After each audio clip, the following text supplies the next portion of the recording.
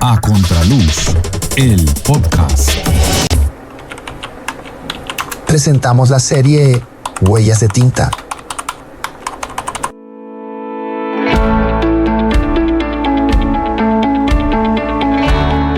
Hola, ¿qué tal? Bienvenidas, bienvenidos a una nueva emisión, la número 15, el capítulo 15 de nuestro podcast A Contraluz. Hoy estamos estrenando invitado. ¿Qué tiene que ver la química con la divulgación científica, con el humor y la literatura? Pues en este capítulo nos vamos a dar cuenta qué relación tienen esos aspectos, porque nuestro invitado los combina muy bien. Vamos a hablar hoy con el profesor Mario Víctor Vázquez.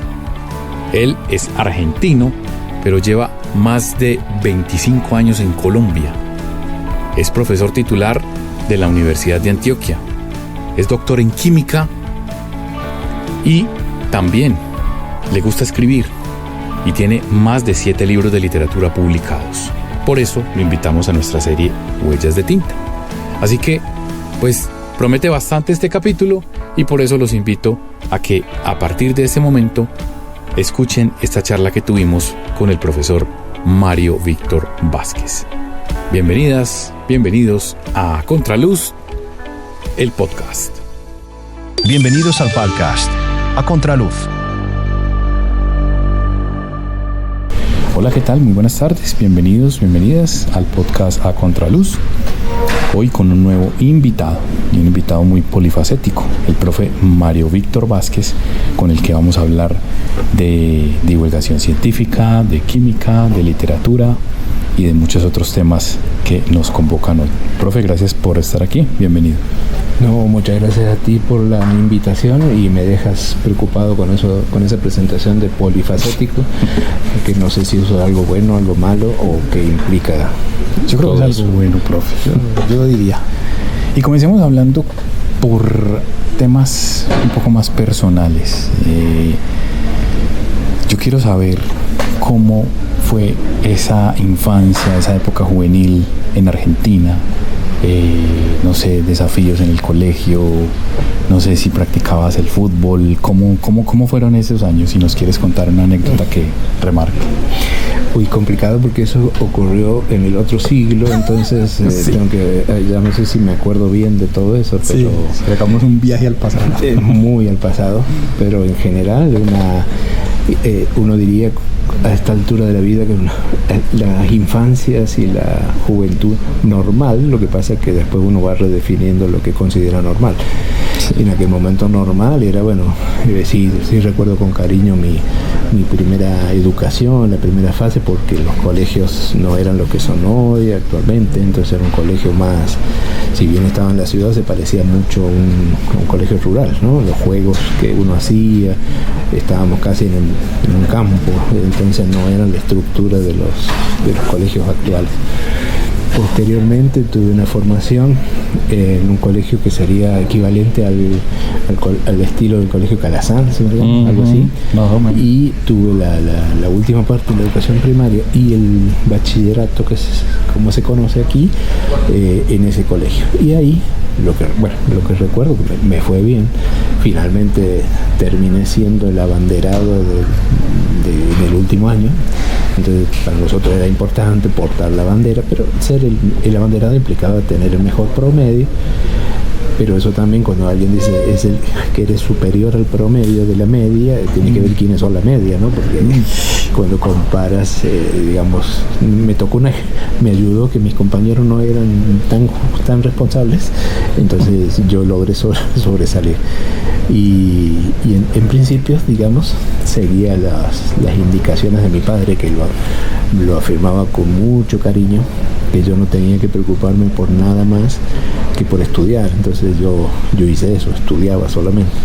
Lo cual, con el paso de los años, uno se da cuenta de que, él lo hacía con mucho cariño, pero no fue el mejor consejo, porque tarde o temprano uno se tiene que enfrentar a la vida, y yo nunca estuve preparado para eso, porque lo mío era solamente estudiar, me iba bien, y a eso se remitía a mi vida.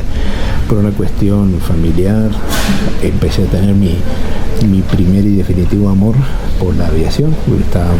Vivíamos dentro de una base de la Fuerza Aérea, entonces mis amigos eran los aviones, y ahí se generó un enamoramiento que sigue hasta el día de hoy.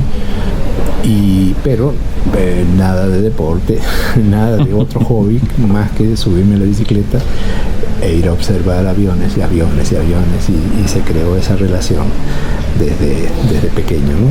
Pero bueno, ya ese fue, como creo, para mí el resumen de lo que vos me pedías de infancia y juventud.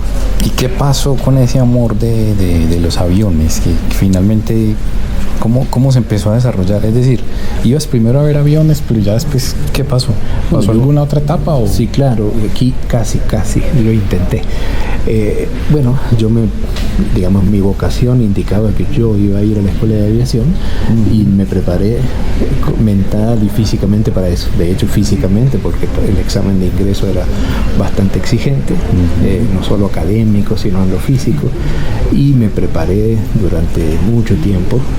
Pero me tocó una situación, un contexto histórico en Argentina, por los años en los que yo fui, en que todo el mundo quería ir. Entonces era una cantidad de candidatos que se presentaban muy grande, y debían hacer una selección que finalmente se basaba en cuestiones tan domésticas como si a alguien no le gustaba el pelo o la ropa, el traje que uno tenía, lo descartaba. Muy subjetivo. Totalmente. Y a mí me pasó eso. Fui rechazado por el color del traje que tenía puesto el día de la última entrevista. Eso provocó que mi padre se ofendiera, se enojara, fuera a reclamar, y me llamaron a la siguiente grupo que se presentaba, y volví a presentarme y me volvieron a hacer referencia, porque era el único traje que yo tenía. Entonces en esa época, eran así las cosas. No pude entrar, no pude cumplir con ese sueño, y con los años no lo he podido cumplir, pero lo cambié por otros sueños que estaban más al alcance mío, como leer mucho, estudiar mucho, ver mucho y disfrutar mucho hasta el día de hoy de la belleza que para mí implica ver un avión, el diseño, verlo volar, y leer mucho. Bueno, es algo que disfruto mucho. Me imagino novelas, películas. Sí, exacto, y historias y curiosidades. En algún momento aprovecho para hacer la publicidad subliminal. Aproveché estas cositas que uno va conociendo, curiosidades, e hicimos una serie de programas en la emisora de la universidad para hablar de curiosidades de aviación y de investigación aeroespacial. Y la promesa era hacer unos 16 programas que se convirtieron en más de 100 episodios. Eso están en YouTube, se pueden escuchar, se llama Dosis de Ciencia. Lo hacíamos en la emisora de la sede de Carmen de Viboral. Y eso me permitió reflotar estas curiosidades, estas ideas, que es realmente es algo que disfruto mucho. Así no terminó el amor, sino que se transformó. Sigue ahí presente.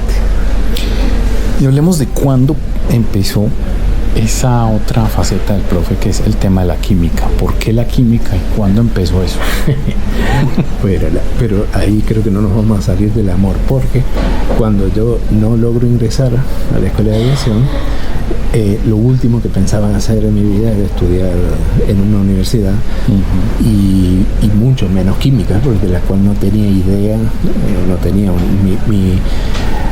donde yo mejor me desempeñé en la escuela secundaria fue en historia, en geografía, pero no en las químicas. Muy antagónico, ¿verdad? Sí, totalmente. Pero en aquella época, cuando uno sale con esa frustración, había una opción que era convertirse en profesional de ciertas carreras e intentar vincularse luego a la Fuerza Aérea como profesional.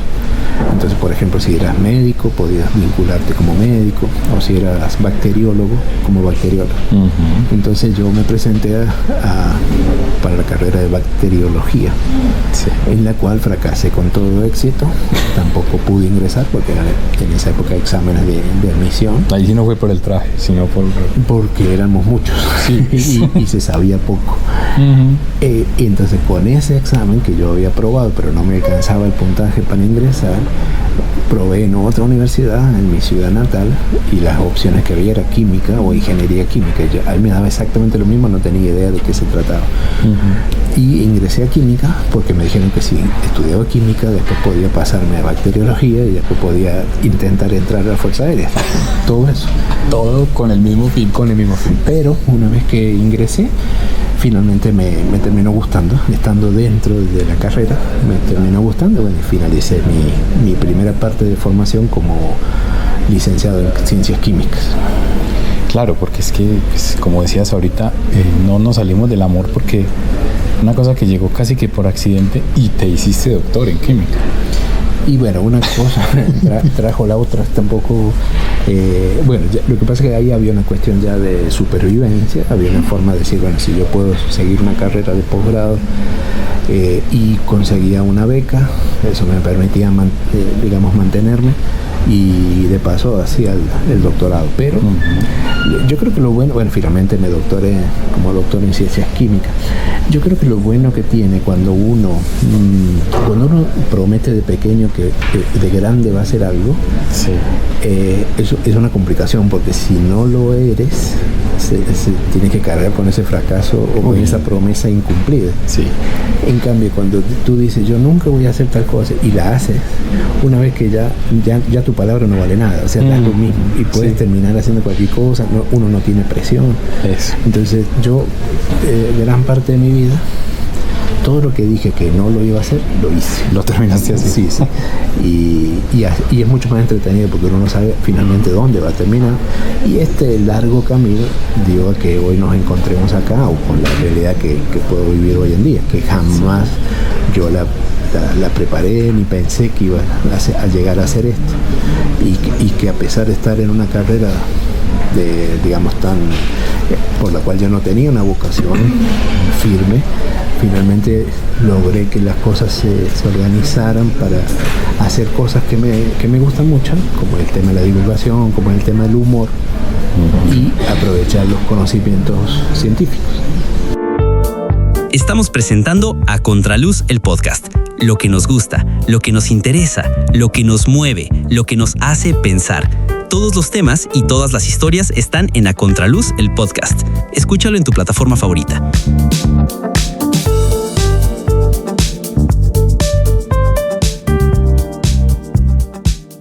¿Cuándo empieza y a eso íbamos, cuándo empieza esa pasión por el profe de poner la ciencia al alcance de muchas personas, del público en general? Bueno, eso se lo debo un poquito, se lo debo mucho a las radios, totalmente a la radio, porque cuando yo vengo de Argentina, de Córdoba, había unos programas en la emisora de la Universidad Nacional de Córdoba, la emisora, pero que es otro estilo diferente a las emisoras que tenemos aquí, y había programas que eran muy divertidos, hechos por médicos. Sí. Que se llamaba El Discreto Encanto de los Galenos. Y entonces eran médicos que hacían mucho humor, y eso me quedó grabado. Cuando vengo a la universidad y conozco la programación de la emisora cultural, me entero de los consultorios que se hacían acá. Primero a través de mi esposa, que estaba en la Facultad de Farmacia, de alguna forma accedo y conozco cómo funciona esto. A su vez tengo que añadir que mi hermano ingresó como operador en una emisora comercial, y todavía trabaja en la emisora, entonces también yo conocía el detrás del micrófono, cómo era, y esto me encantó. Y se me ocurrió que se podía hacer un programa similar a los consultorios, pero no un consultorio, porque es muy atrevido sentarse en un teléfono a contestar cualquier duda que alguien tenga sobre química, biología, física, porque no sé quién podría hacerlo. Sí. Y ahí fue cuando surgió, hace ya casi 15 años, la idea de armar un programa que fuera divertido, que fuera entretenido, y donde se habla de la ciencia, porque si no, eso como que me asocia que hablar de ciencia es algo aburrido, Claro. y bueno, espanta al público. Entonces me ocurrió la propuesta o la apuesta de usar el humor para hablar de ciencia, y funcionó.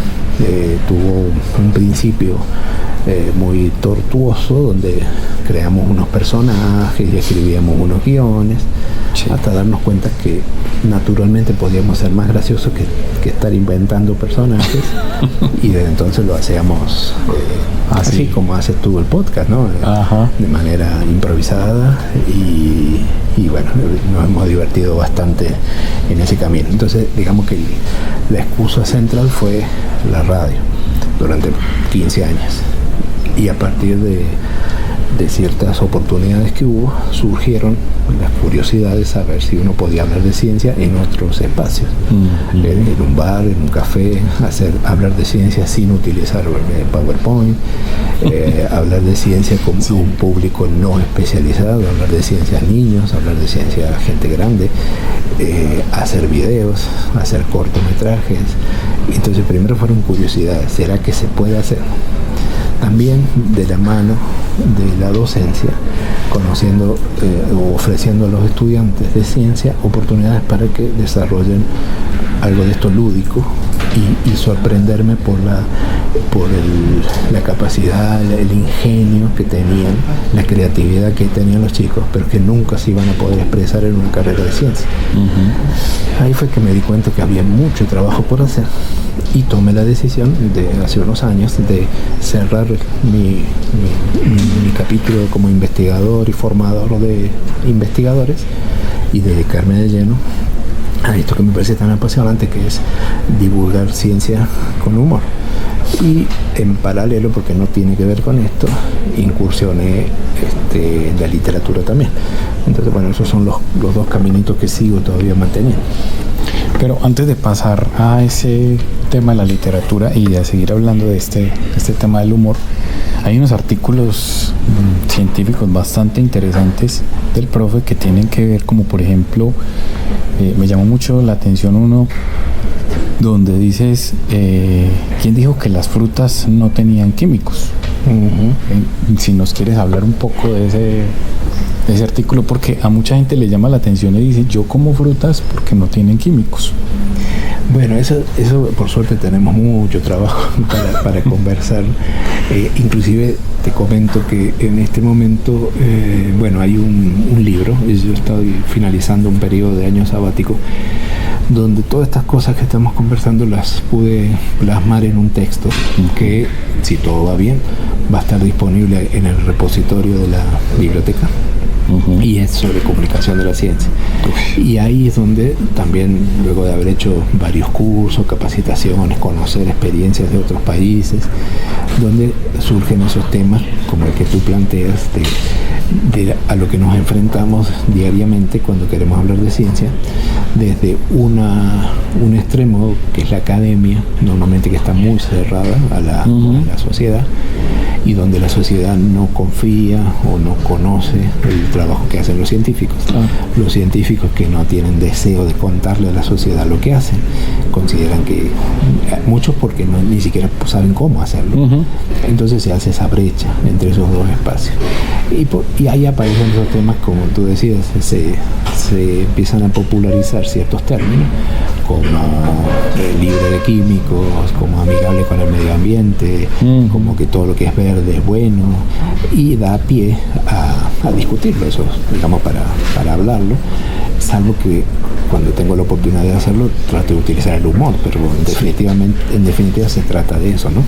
De hacer conocer, usar eso como una excusa para hablar del tema, de lo que cree la sociedad, o de las ideas que se han ido transmitiendo generación tras generación, o a través de la publicidad, y de lo que significa realmente.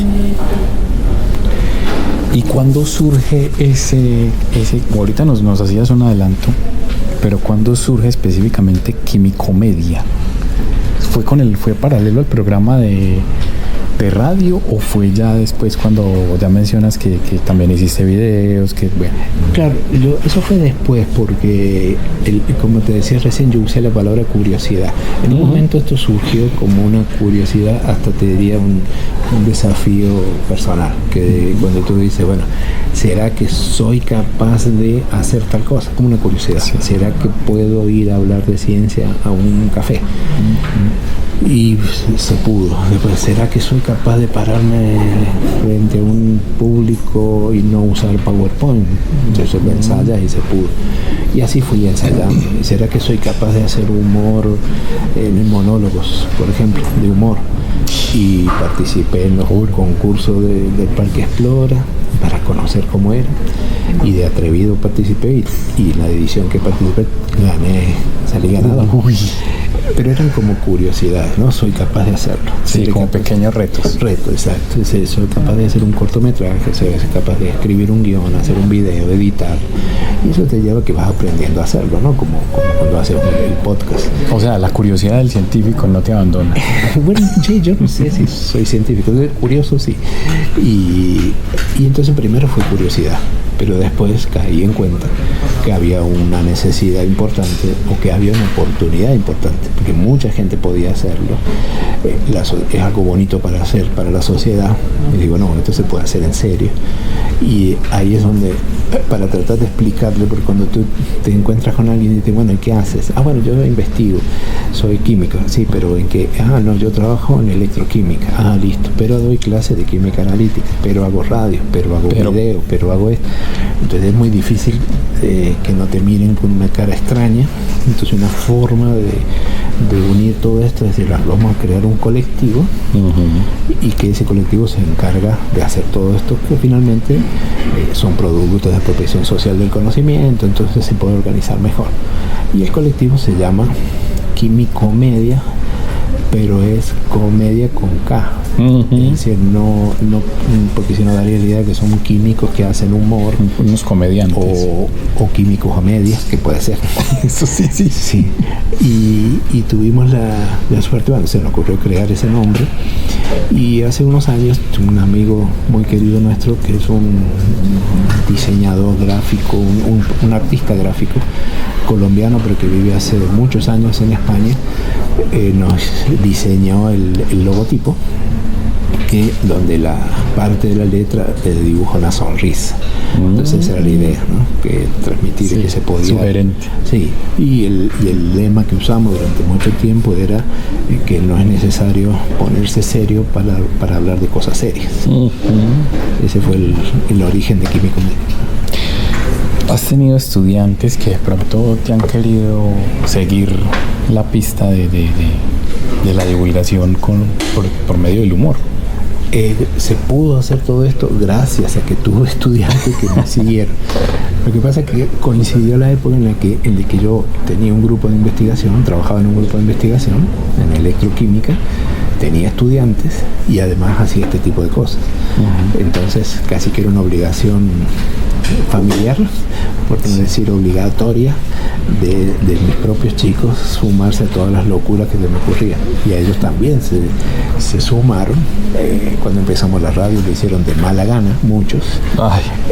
Pero luego fue muy bonito ver que ellos mismos declaraban que no se imaginaban el encanto que tiene hacer esto.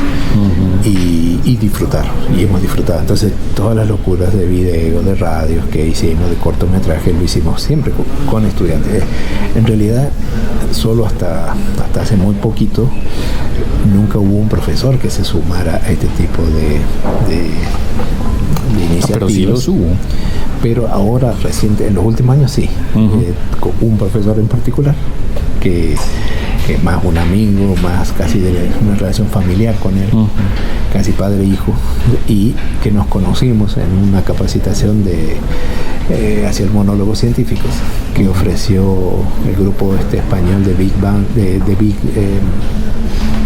Big Bang Ciencia, creo que se llama, y nos vino a dar una capacitación. Ahí nos conocimos haciendo monólogos de humor y desde entonces cada vez que podemos hacemos cosas delirantes juntas porque hemos encontrado ya la forma de de trabajar y hemos creado unos personajes, hemos escrito libros y nos divertimos bastante con él.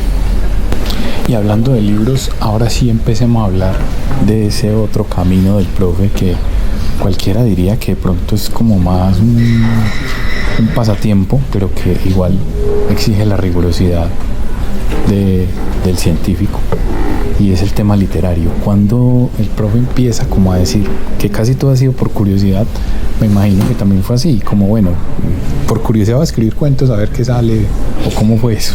Mira, algunas cosas se relacionan, pero para nada es un hobby o un pasatiempo. O sea, como tú también lo sabes, escribir duele. Sí. Duele mucho.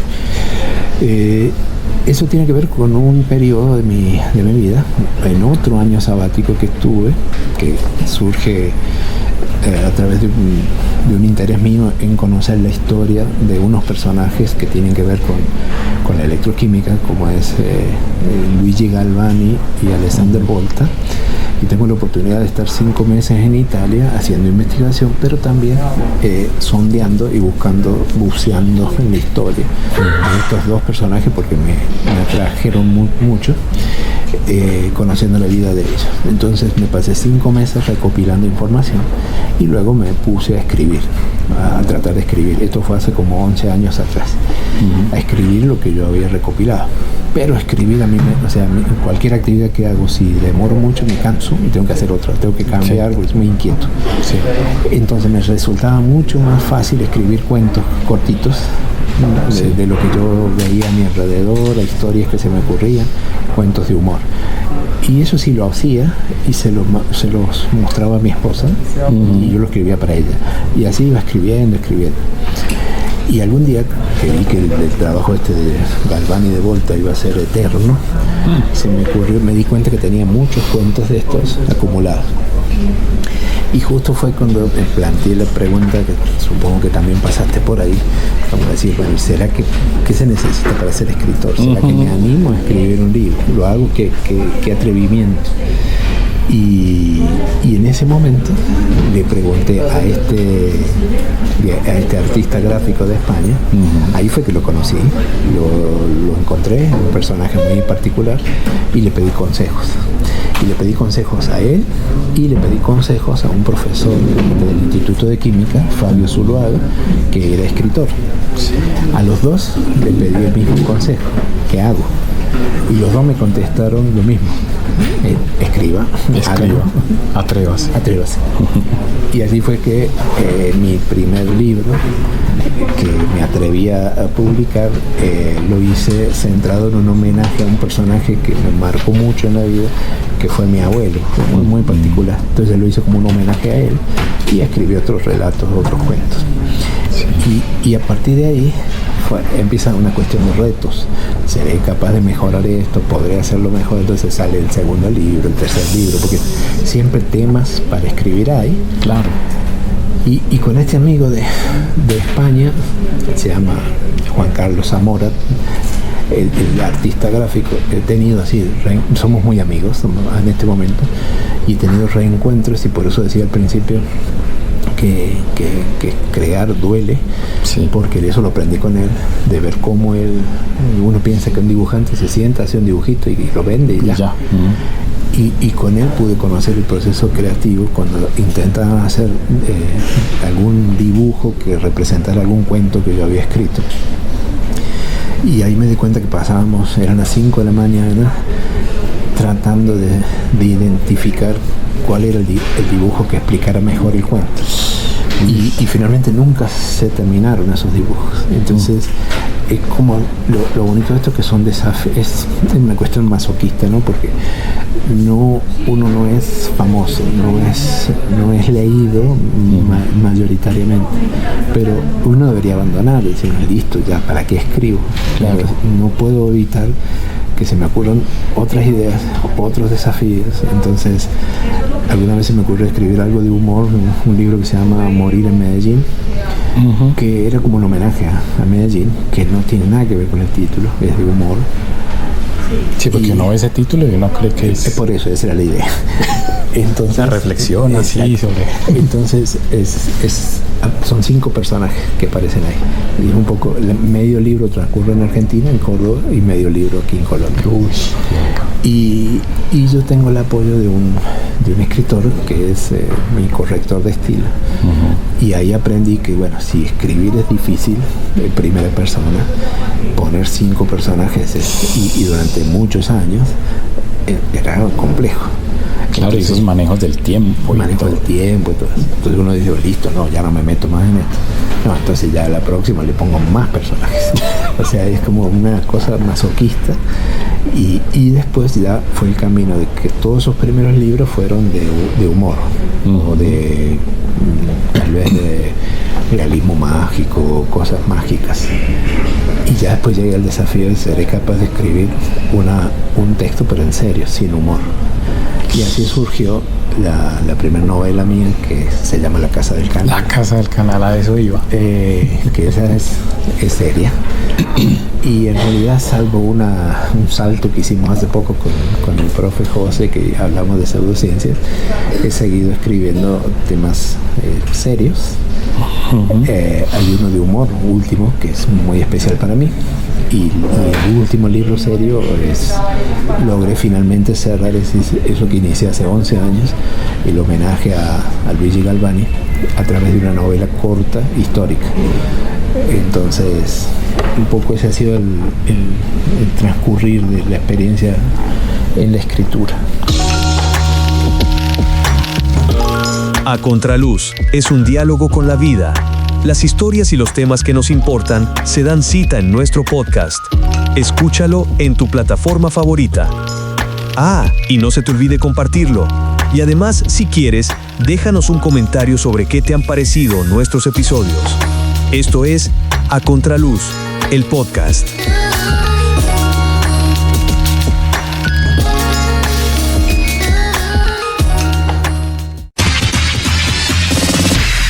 Te presentamos nuestra sección ¿Sabías qué? Una píldora de conocimiento al final de nuestro espacio. Y en nuestra sección ¿Sabías qué? Vamos a escuchar una de esas capsulitas que el profe ha desarrollado, que como nos contaba, pues tiene más de 100 cápsulas de dosis de ciencia. Aquí está una de esas tantas dosis de ciencia en ¿Sabías qué? Dosis de ciencia. Hoy, un sándwich de $30 millones. Tenemos otra dosis de ciencia con el profe Mario Vázquez acompañándonos en estas tardes de Color Local. Profe, bienvenido como siempre. ¿Cómo ha estado? Muy bien, muchas gracias, Joana. Como costosito ese sándwich, ¿no? Bastante. ¿Y eso por qué? Bueno, ese es el tema, la intriga que traje hoy para hablar en esta dosis, que tiene que ver con un sándwich que efectivamente pudo haber costado esa cantidad de dinero. Pudo, o sea que no terminó costando. Afortunadamente no. Ahora, este tema tiene que ver, sería como la continuación de algo que hemos conversado en otra dosis, cuando hablábamos de los alimentos, ¿te acuerdas? En los aviones. Así el tema alimentación. Si subimos el nivel, o más que el nivel, la altura, hay otro campo apasionante, que es cómo es el tema de la alimentación en las misiones espaciales. Ya veo por dónde va el agua al molino. Por ahí viene la cosa. Entonces, cómo se alimentaban, si es que se alimentaban, y cómo se alimentan actualmente los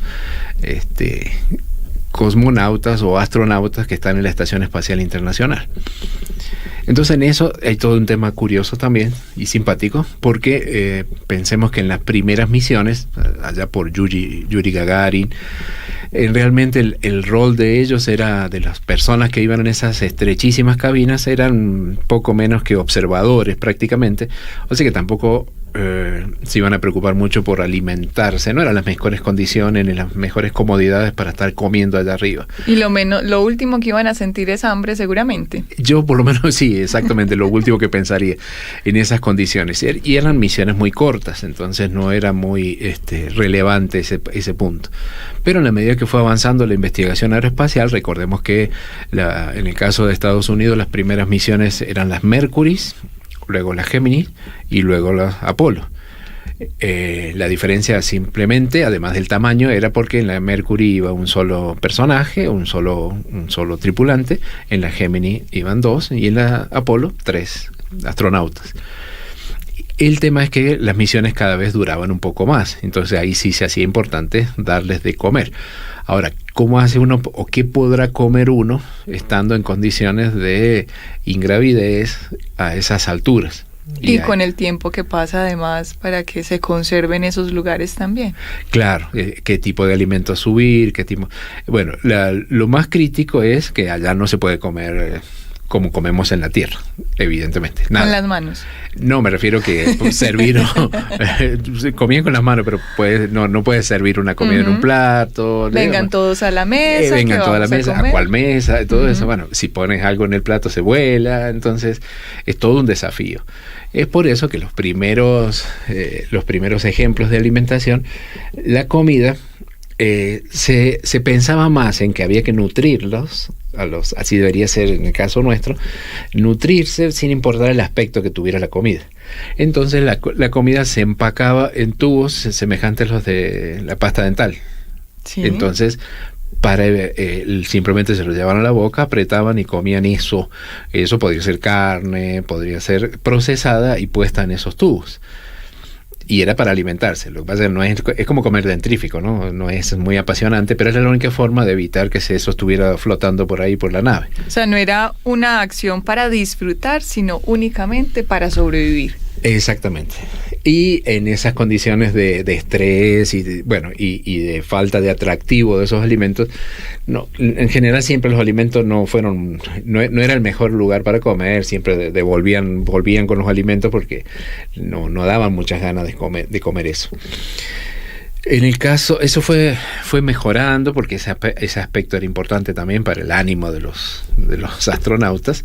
Ya después fue evolucionando y ya las comidas las empacaban en unas bolsitas. Lo que se hacía era preparar comidas aquí en la Tierra y liofilizarlas.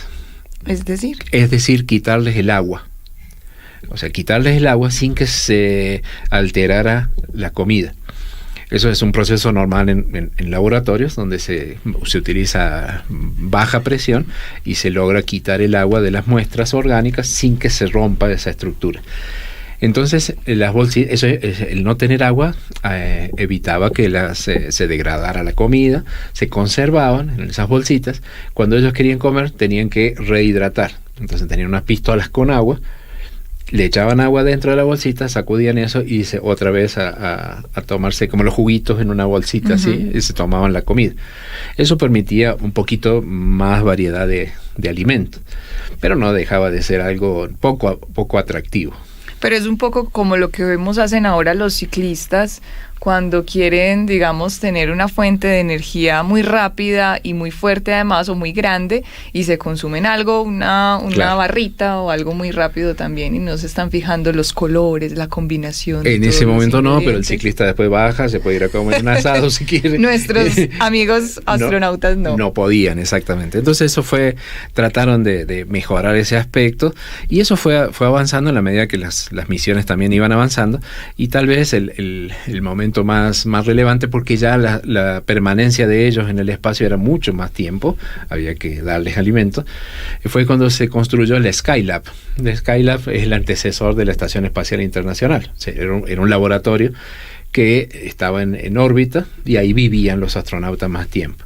Como era un espacio más grande, ahí sí se pusieron mesas para que, o sea, esa es la parte psicológica, de poder compartir los alimentos. También se pusieron, como era algo más grande, llevaban refrigerantes, o sea, podían llevar con algo refrigerado, podían calentar y tomar algo caliente, porque tenían que estar más días ahí. Entonces esa parte era crítica. Y la variedad, por ejemplo, tenían 72 alimentos para elegir. Una variedad, porque si estás varios días no puedes... te cansarías de comer exactamente lo mismo todos los días. Y eso después llegó al transbordador espacial, que también llevaba la posibilidad de tener un espacio donde podían calentar comida. Siempre habría que tener en cuenta que son condiciones de ingravidez. No puedes tomar un tinto como lo haríamos aquí. Tranquilamente no. Un buñuelo, digamos, porque él saldría flotando como un planeta más. Entonces es así de crítico.